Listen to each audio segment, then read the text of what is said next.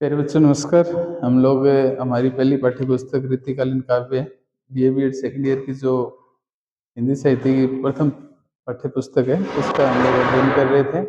और अध्ययन करने के साथ साथ जो रीतिकालीन काव्य है और रीतिकालीन काव्य के अंदर जो रीतिकालीन परिस्थितियाँ, ठीक है,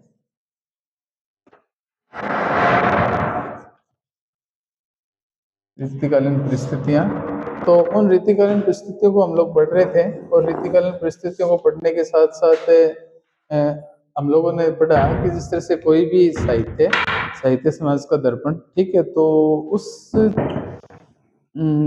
कह सकते हैं कि उस समय का जो साहित्य हुआ और साहित्य के दौरान उस समय की जो परिस्थितियां वो कैसी रही। तो हम लोगों ने सामाजिक परिस्थितियों को पढ़ा, धार्मिक परिस्थिति को पढ़ा, इसके साथ साथ राजनीतिक परिस्थिति को पढ़ा। और उसके साथ अब जो अगला बिंदु है, जिस तरह से हम लोग कल राजनीतिक परिस्थिति को पढ़ रहे थे कि जो बाहरी आक्रामक था मुगल शासक, तो मुगल शासक एक तरह से कह सकते हैं कि जो हुमायूं, बाब, बाबर, अकबर, शाहजहां, और शाहजहां तक तो कहने मतलब अकबर तक तो ठीक ठाक था, लेकिन शाहजहां के आते ही जिस तरह से विलासिता छा गई थी। और विलासिता का जिक्र करें हम लोग तो इसमें ये देखने को मिलता है कि जब शाहजहां वृद्ध हुआ और रोगग्रस्त हुआ एक तरह से, तो उसके जो पुत्र थे वो एक हिंसक जानवर की तरह लड़ा करते थे, ठीक है। और राज्य के खातिर वो उन लोगों में एक तरह की कह सकते हैं कि क्षीण बुद्धि का जो परिचय उन्होंने दिया। और उसके बाद औरंगजेब के आते आते तो ज्यादती हो गई। और उसने क्या है कि जिस तरह से हम लोग इतिहास में हम लोगों ने पढ़ा भी है। और अगर थोड़ा सा वर्णन करें तो कल भी हम लोग जिक्र कर ही रहे थे कि वो तो एक तरह से संगीत का, साहित्य का, कह सकते हैं कि कला का एक तरह का विरोधी प्रवृत्ति का जो है वो व्यक्ति देखने को मिला। क्योंकि उसने ये कह सकते हैं कि जो हम लोग हमारा जो साहित्य था या हमारे जो ग्रंथ थे उनकी उसने होली खेली एक तरह से, ठीक है, उनको जला दिया, छत निश्चित कर दिया, नष्ट नष्ट कर दिया एक तरह से। और उसके साथ साथ उनके युग के दौरान और एक तरह से सामंत भी एक ही अपनी मनमानी करने लगे थे। शांति कहीं भी नहीं देखने को ढूंढने से भी नहीं मिलते थे।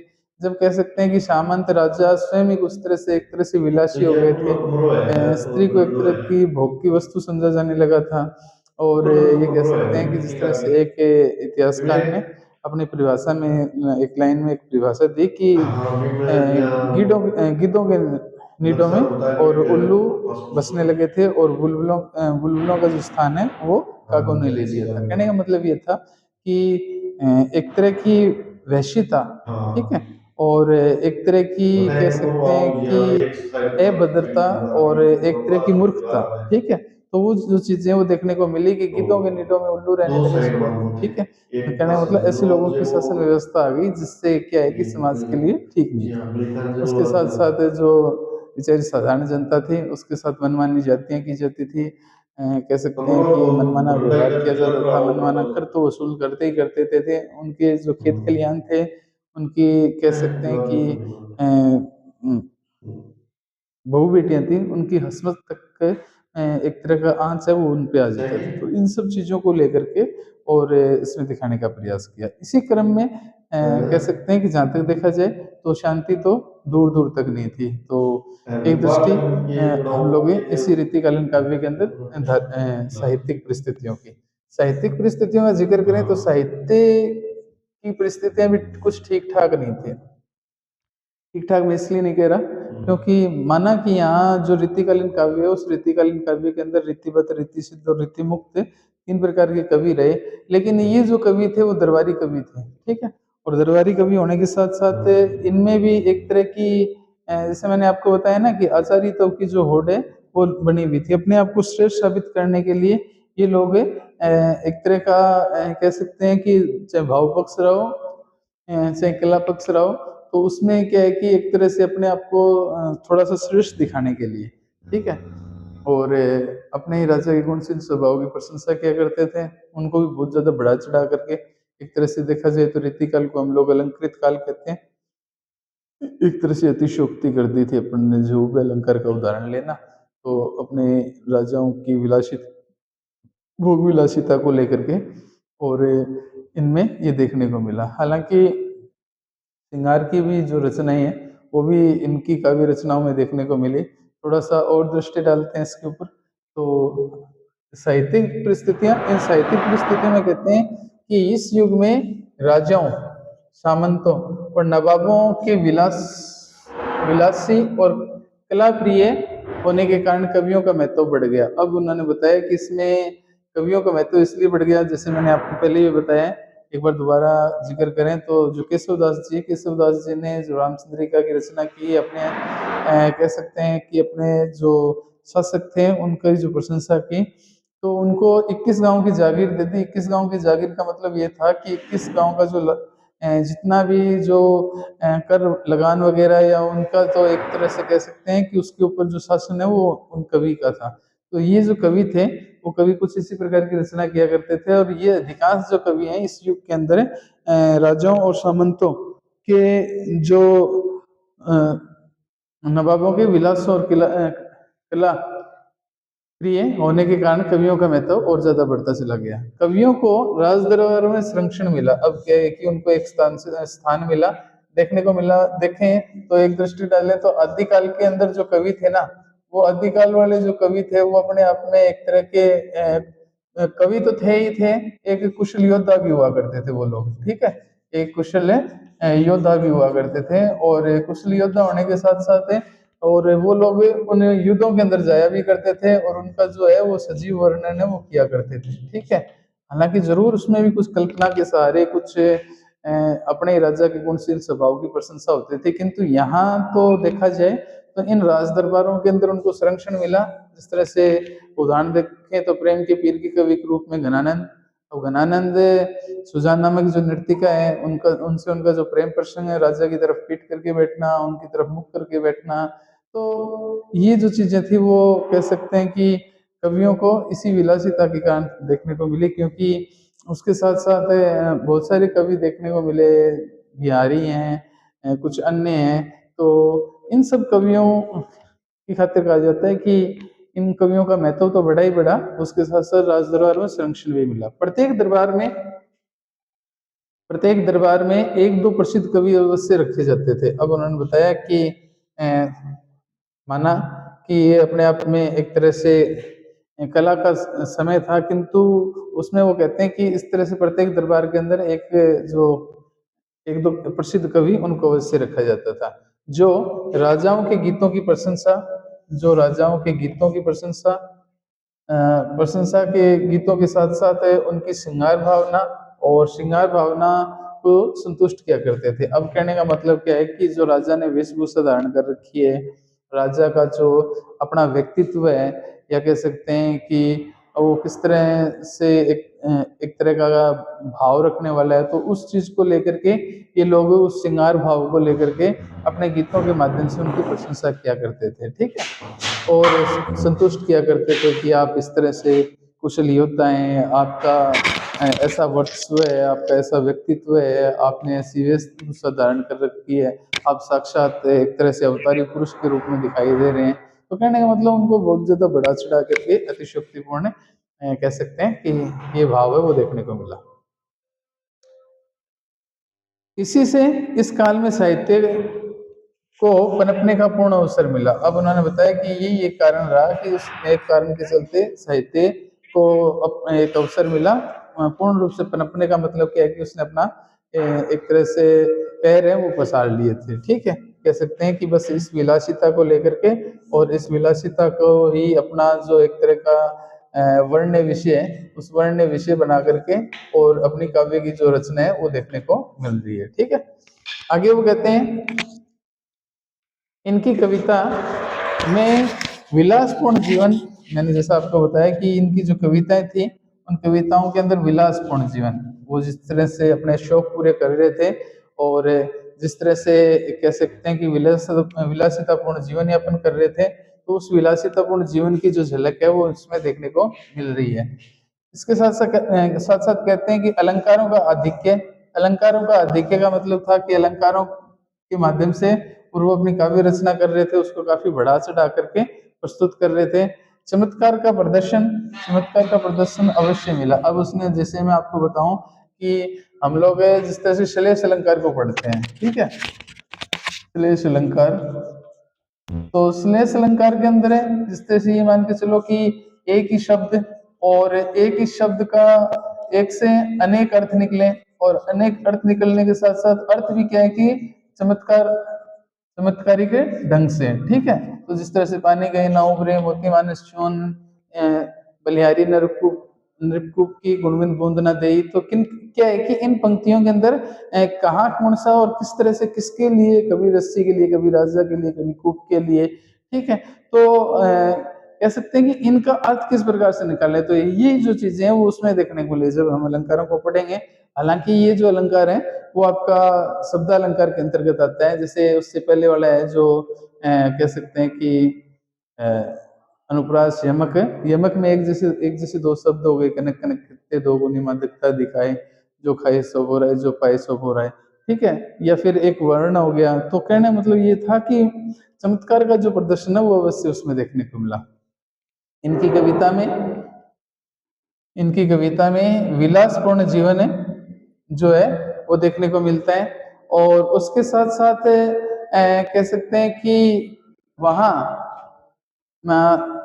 जो इस युग के अंदर श्रृंगार की जो उदारता है वो देखने को मिलती है। तो विलासपूर्ण जीवन की एक तरह से झलक है वो उसमें रही। अब वो कहते हैं कि अलंकार का अधिक्य और चमत्कार की अधिकता तो थी, इसके होते हुए भी इस युग में श्रृंगार उदित नहीं था। और उसके साथ वो कहते हैं कि यदि कहीं उदात है भी तो रीति मुक्त कवियों पर उनकी संख्या कम है। अब उन्होंने बताया कि श्रृंगार को लेकर के थोड़ा बहुत अगर वो जिक्र भी करते हैं, तो वो जो रीति मुक्त कवि हैं, जैसे मैंने आपको बताया ना, रीति मुक्त स्वतंत्र भाव से रचना करने वाले, रीति सिद्ध, ठीक है, जिनको सिद्धियां हासिल कर रखी है, और रीतिबद्ध जो क्रमबद्ध तरीके से करने वाले। तो रीति मुक्त कवियों की जो संख्या वो कमी है। और जो रीतिबद्ध कवि हैं, तो रीतिबद्ध कवियों के समक्ष से इनका जो प्रभाव है वो और कम देखने को मिलता है, ठीक है। तो एक कारण ये भी इसमें ठहरता है। अब श्रृंगार की अतिशयता, कारण क्या रहा उसमें कमी के कारण? श्रृंगार की जो अतिशयता है, उस श्रृंगार की अतिशयता और वासनात्मकता, ठीक है, श्रृंगार की अतिशयता और वासनात्मकता, अर्थात एक तरह से कह सकते हैं कि अ, जो किशोरावस्था के दौरान एक तरह से उस दौरान अपना जो भाव है वो कुछ उसी में डूबे रहने का, ठीक है। तो ये कहते हैं कि श्रृंगार की अतिशयता और वासनात्मकता पर विचार न करें तो भाव पक्ष और कला पक्ष, की दृष्टि से रीतिकाल समृद्ध काल कहा जा सकता है। अब कह सकते हैं कि इन दोनों चीज, इस चीज को हम लोग छोड़ दें, ठीक है, और किसी चीज को लेकर के जो कहते हैं कि ये जो इस प्रभाव को अलग, थोड़ा सा अलग कर देते हैं, तो अपने आप में भाव पक्ष की दृष्टि से और कला पक्ष की दृष्टि से रीतिकाल है वो अपने आप में समृद्ध काल है। कैसे? कैसे क्या कि भाव पक्ष और कला पक्ष जो है उसका दबाव भाव पक्ष पर बराबर बना रहा है। अब उसने बताया कि कला को लेकर के, और जो जिस तरह से एक दोहा या पद है उसका हम भावार्थ सरलार्थ निकालते हैं, ठीक है, तो उसके साथ साथ उसकी कला पक्ष को भी देखते हैं कि उसमें उन्मुख भाषा का कैसे प्रयोग किया गया है, कौन से छंद का प्रयोग किया गया है, कैसे अलंकार इसमें रहे हैं, शब्द शक्ति कैसी रही है, ठीक है, वर्ण व्यवस्था कैसी रही है। तो इन चीजों में अगर नजर डालें तो उसमें वो कहते हैं कि दबाव में भाव पक्ष पर बराबर बना रहे। एक अन्य विशेषता के अंतर्गत उसमें कहा जाता है कि इस युग में दिखाई देती है कि काव्य रचना के साथ साथ काव्य शास्त्र का विवेचन खूब हुआ है। अब उन्होंने बताया काव्य रचना के साथ साथ काव्य शास्त्र जो है, काव्य शास्त्र के अंदर जिस तरह से काव्य के गुण हो गए, काव्य के दोष हो गए, ठीक है, आपका अलंकार विधान हो गया, छंद विधान हो गया, तो इन सब चीजों के अंदर ये जो चीजें हैं वो देखने को मिलती है। शब्द शक्ति हो गई, ठीक है, तो संधि और समास हो गए, तो ये जो चीजें उसमें देखने को मिली। काव्य शास्त्र का विवेचन भी खूब हुआ। इस काल में दो प्रकार के कवि हुए। इस काल के अंदर दो प्रकार के कवि हुए, एक तो कवि और एक आचार्य, ठीक है। जिस तरह से मैंने आपको एक दिन पहले बताया था कि कोई एक टीचर है वो 3rd ग्रेड, ठीक है, 1 से 5 वाला, 2nd ग्रेड 5 से 8 10 तक वाला, और एक 1st ग्रेड है, ठीक है। 12वीं कक्षा वाला, उसके बाद असिस्टेंट प्रोफेसर कॉलेज वाला, प्रोफेसर यूनिवर्सिटी वाला। तो इस तरह से वो कहते थे कि इनमें भी एक तरह की आचार्य बनने की जो होड़ है वो देखने को मिली। आचार्य यहाँ विलासिकता अन्य युगों में दिखाई देती है। अब उन्होंने बताया कि ये जो चीजें हैं इसमें जो देखें तो काव्य शास्त्र की दृष्टि से इनका विवेचन खूब हुआ। दो प्रकार के कवि रहे, एक कवि और एक आचार्य। फिर उनकी खातिर कहा जाता है कि इसमें यह विलासिता अन्य युगों में दिखाई देती है। ठीक है, तो इसको लेकर के भी एक तरह की जो काव्य रचना है वो देखने को मिलती है। इसके बाद अगर काव्य शास्त्र और काव्य शास्त्र के विवेचन ने कोई नई बात सामने भले ही न रखी हो, किंतु पर हिंदी का जो काव्य शास्त्र है उसमें एक नई बात थी। अब उसने बताया कि उस काव्य शास्त्र में व्याकरण जो है वो वैसे की पहले की जो परिपाटी है उसके हिसाब से चल रही थी, किंतु जो हिंदी है उसमें ये जो चीजें वो नहीं देखने को मिल रही थी। उसके साथ साथ वो क्या कहते हैं कि जैसे भाषा का विशेषकर प्रयोग। अब भाषा का विशेषकर प्रयोग देखा जाए तो जैसे आदिकाल और जो भक्ति काल था, आदिकाल और भक्ति काल के दौरान डिंगल पिंगल भाषा, ब्रज भाषा का भी प्रभाव रहा, किंतु यहाँ देखें तो वो कहता है कि ब्रज भाषा का परिष्कार एवं व विकास भी इस युग की विशिष्टता है। अब उन्होंने बताया कि इस साहित्य के दौरान है और ब्रज भाषा का जो प्रभाव है या उसका जो विकास है वो विकास की दृष्टि से इसकी विशिष्टता है वो देखने को मिली। ठीक है, उसके साथ साथ कहता है कि भाषा की शुद्धता पर इस युग में विशेष ध्यान दिया गया है। अब उन्होंने बताया कि ये जो ब्रज भाषा है और ब्रज भाषा को देखें तो ब्रज भाषा का जो व्याकरणिक रूप है, ठीक है, और व्याकरणिक रूप के साथ साथ है और क्षेत्र विशेष को लेकर के और क्षेत्र विशेष को लेकर के साथ साथ है इसकी जो लिपि और वैज्ञानिक तरीके से जिस तरह से इनकी विशेषताओं को बताया है कि किस तरह से शब्दों का जो प्रयोग है, किस तरह से वर्णों का प्रयोग है वो देखने को मिला। तो ये अपने आप में एक इस विशेषता को उजागर करता है। राजनाथ शर्मा, राजनाथ शर्मा हालांकि गोत्र अलग है, देखा जाए तो राजनाथ है। राजनाथ जी कौन है? पहले तो हमारे क्या थे, गृह मंत्री रहे पिछली नरेंद्र मोदी सरकार में और प्रधानमंत्री सरकार के अंदर, और अब की बार जो मोदी जी सरकार के अंदर ये एक रक्षा मंत्री के रूप में हमारे साथ केंद्रीय कैबिनेट मंत्रियों में शामिल। तो उन्हीं के नाम के जैसा एक उनका जिक्र नहीं किया जा रहा, हालांकि नाम आ गया तो थोड़ा सा उनके बारे में वर्णन कर रहे हैं। राजनाथ शर्मा वो इनके बारे में कहते हैं कि इस युग का जो साहित्य है वो काव्य उत्कर्ष साहित्य वो कह सकते हैं। काव्य उत्कर्ष साहित्य किस प्रकार कह सकते हैं? तो उनको इसलिए कह सकते हैं कि काव्य के अंदर सौंदर्य देखने को मिला, भाषा का जो परिष्कार है वो देखने को मिला, उसके साथ साथ सुरुचिपूर्ण काव्य दृष्टि, अनुभूति की गहनता आदि की दृष्टि से ये अत्यंत समृद्ध और अत्यंत उन्नत रहा। कहने का मतलब ये था कि काव्य की दृष्टि से नजर डालें तो इसमें जो काव्य उत्कर्ष है वो काफी उच्च कोटि का है वो देखने को मिलता है। उसके साथ साथ